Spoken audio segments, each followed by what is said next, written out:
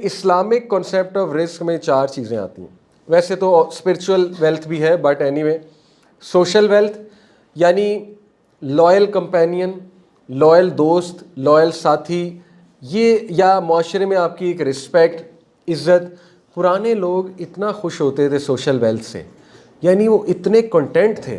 آپ کی سوچ ہے، میرے دادا جو تھے نا وہ ایک اسکول ٹیچر تھے، ماسٹر صاحب، ان کا نام مشہور تھا تب کے دور میں، ماسٹر صاحب آ گئے. وہ ابو بتاتے ہیں، میں تو ان سے نہیں ملا، والد صاحب بتاتے ہیں کہ وہ فروٹ والوں کو اس کے بچے کو پڑھا رہے ہیں فری میں. اسی طرح وہ جو بال کاٹنے والا ہے اس کے بچے ہیں، اسے کہتے تھے آجو بھی بھیج دو میرے گھر، میں پڑھاتا ہوں اسے فری میں. وہ پڑھا رہے ہیں اور کنٹینٹ ہو رہے ہیں. کیوں؟ ایک عزت مل رہی ہے، ٹھیک ہے نا، سوشل ویلتھ ہے نا یہ. اور جو ہے نا وہ پیار محبت شو کر رہے ہیں، سلام کر رہے ہیں، فروٹ والے کے پاس جا رہے ہیں. تو لوگ اس سے خوش ہوتے تھے. پیپل ور کنٹینٹ کہ مجھے پیسے نہیں چاہیے، دس از گڈ فار می. تو یہ بھی رسک ہے، اور اس سے ہماری جنریشن بہت دور ہے. ٹھیک ہے، ہم سارا رسک پیسے سے پرکھتے ہیں کہ پیسہ کہاں آ رہا ہے، پیسہ کہاں آ رہا ہے. انفارچونیٹلی یہ اس لیے ہو گیا کیونکہ وہ مہنگائی اور سارے معاملات، بہرحال وہ ایک الگ ڈسکشن ہے. But trust this, social wealth is great thing. دوسرا اکنامک ویلتھ، وہ آپ کو پتہ ہے رسک. پیپر کرنسی تو خیر کبھی تھی نہیں، یہ تو ہمارے دور کی چیزیں ہیں پیپر کرنسی، بہرحال چلیں اس کو پیپر کرنسی کہہ لیں. ٹائم ویلتھ، ٹائم میں برکت. آبویس سی بات ہے، دیکھیں آپ نے 1 کروڑ کمایا 1 سال میں، اور خدا نہ خواستہ اس کے بعد آپ کی گاڑی بہت بری طرح سے خراب ہو گئی، یا گھر میں کوئی ایشو آ گیا، یا خدا نہ خواستہ آپ کو کوئی بیماری آ گئی جس سے آپ کا وقت ضائع ہوا ہے. 1 مہینہ بندہ بیمار پڑ گیا، تو دیکھیں یہ کیا مطلب ہے کہ وقت کا ضیاع ہو رہا ہے. ہو سکتا ہے اللہ 1 کروڑ نہ دے 1 سال میں، اللہ 10 لاکھ دے، لیکن اس کے بدلے میں ٹائم میں بہت برکت دے دے. یعنی کم ٹائم میں آپ کی زیادہ چیزیں ہو رہی ہیں. ٹھیک ہے، یا ہو سکتا ہے بیماری ہی نہیں کوئی آئی 1 سال تک، یا ہو سکتا ہے کہ کوئی حادثہ نہیں ہوا، کوئی مشکل نہیں آئی، تو وقت بچ جاتا ہے انسان کا. ٹھیک ہے، تو یہ بھی بہت ضروری ہے، اس طرح کا رزق بھی. ایموشنل ویلتھ، ذہنی سکون، قلبی اطمینان، غنا، کم میں خوش ہو جانا، یہ ایموشنل ویلتھ میں آتا ہے. ٹھیک ہے، تو آپ دیکھیں یہ 3 چیزیں اکنامک ویلتھ کو ہٹا کے کتنی اگنور ہوتی ہیں، کہ ہم نے ان لوگوں کو صرف آئیڈیل بنایا ہوتا ہے جن کی زندگی میں ٹو بی آنیسٹ نہ تو سوشل ویلتھ ہے. یہ جو بڑے بڑے ہائپر سکسیسفل لوگ ہیں، امریکنز اور جو بھی جن کو ہم سمجھتے ہیں کہ بہت ہائپر سکسیسفل ہیں، یقین کریں ان کی ڈیورسز ہوتی ہیں. عورتیں ان سے اس لیے شادی کرتی ہیں کہ ڈیورس لے کے 50% ان کی ویلتھ ہم لے جائیں گی.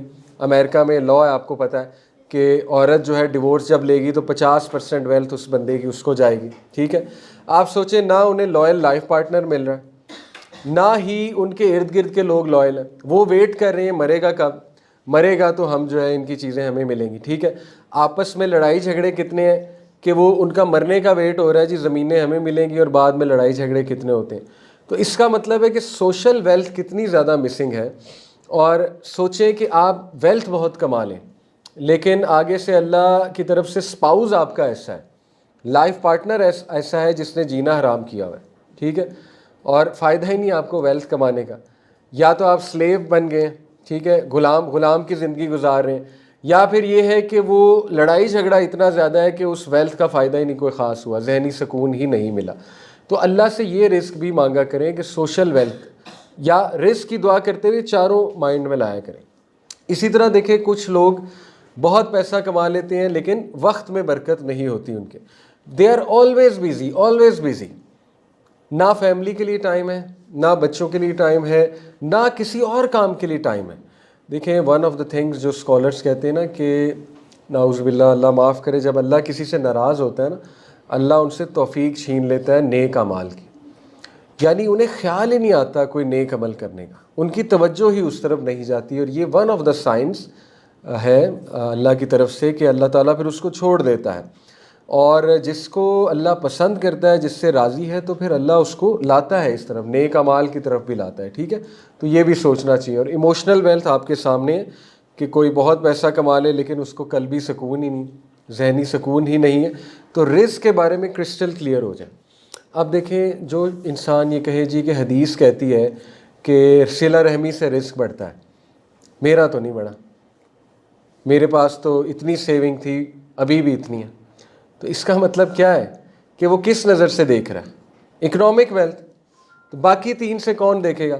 وہ یہ دیکھ ہی نہیں رہا کہ اللہ نے اسے، یہ میرے سامنے کے واقعات ہیں، ایک انسان شکایت کرتا ہے جی کہ میرا پیسہ نہیں بڑھا، پیسہ نہیں بڑھا. آپ یہ دیکھو کہ اللہ نے آپ کو ایک نیک بیوی دی ہوئی ہے. میں آپ کو کچھ کیس سٹڈیز بتا رہا ہوں جو آپ کے پیچھے پڑی ہوئی ہے، نماز پڑھ لو، نماز پڑھ لو، نماز پڑھ لو. جو آپ کے پیچھے پڑی ہوئی ہے قرآن سیکھ لو. جو آپ کے پیچھے پڑی ہوئی ہے کہ دین کی طرف آ جاؤ. تو اللہ وہاں سے رزق نہیں بڑھا رہا، وہ بیوی رزق ہے، اور وہ آپ کو پش کر رہی ہے نیک اعمال کے لیے. یہ رزق بڑھ رہا ہے، یہ وہ حدیث پوری ہو رہی ہے کہ اللہ تمہارا رزق بڑھائے گا. پھر ہو سکتا ہے اللہ نے آپ کو بہت فرما اولاد کو مزید فرما بردار کر دیا، صلہ رحمی کی اور اولاد فرما بردار ہو گئی. اس نظر سے کون دیکھے گا؟ وہاں سے رزق نہیں بڑھ رہا. اسی طرح کوئی کہہ سکتا ہے جی کہ حدیث میں جی کہ شادی کر کے رزق بڑھتا ہے، میرا تو نہیں بڑھا. تو بھائی آپ کا نہیں بڑھا سے کیا مراد ہے؟ مطلب پیسے نہیں بڑھے. انشاءاللہ پیسے بھی بڑھیں گے، اللہ رسول کے وعدوں پہ ٹرسٹ ہے تو، اگر توکل ہے. لیکن ضروری تو نہیں نا کہ پیسہ ہی بڑھ جائے. ہو سکتا ہے وقت میں برکت آ گئی ہو، کسی اور اینگل سے بھی تو دیکھنا چاہیے نا چیز کو. تو اس لیے میں آپ کو یہ کرسٹل کلیئر کر رہا ہوں کہ رزق کے بارے میں کرسٹل کلیئر ہو جائے.